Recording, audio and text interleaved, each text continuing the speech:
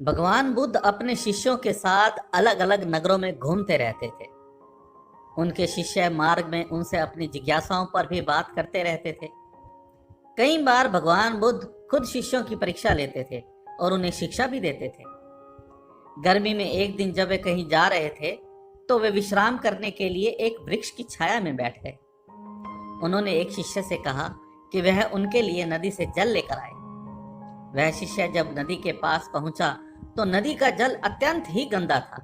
उसमें पत्ते तैर रहे थे और मिट्टी व कीचड़ की वजह से पानी काला नजर आ रहा था। शिष्य बिना पानी लिए तत्काल लौट आया। उसने गुरुदेव को पूरी बात कह सुनाई।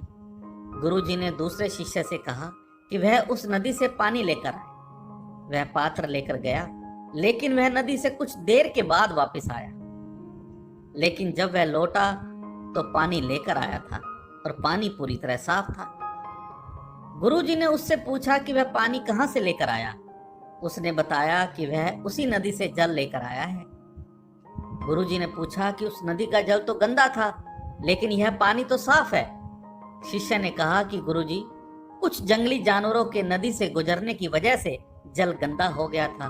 मैंने कुछ देर तक इंतजार किया।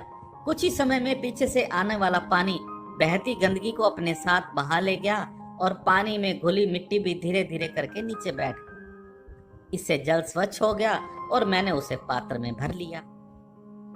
इस पर भगवान बुद्ध ने कहा कि ऐसे ही जीवन में दुख व समस्याएं हैं, लेकिन उन्हें देखकर हमें अपना धैर्य व साहस नहीं खोना चाहिए, बल्कि ऐसे मौकों पर दोगुनी ताकत से काम करना चाहिए। इससे समय के साथ गंदगी रूपी दुख व समस्याएं स्वतः ही नीचे बैठ जाएंगी और जीवन निर्मल पानी की तरह स्वच्छ हो जाएगा। दोस्तों, जिंदगी में दुख व समस्याओं का आना कोई नई बात नहीं है, लेकिन समस्या आने पर घबराने की बजाय अगर हम धैर्य से समस्या की वजह के खत्म होने का इंतजार करते हैं तो हम फिर से सफलता के रास्ते पर बढ़ जाते हैं। धन्यवाद।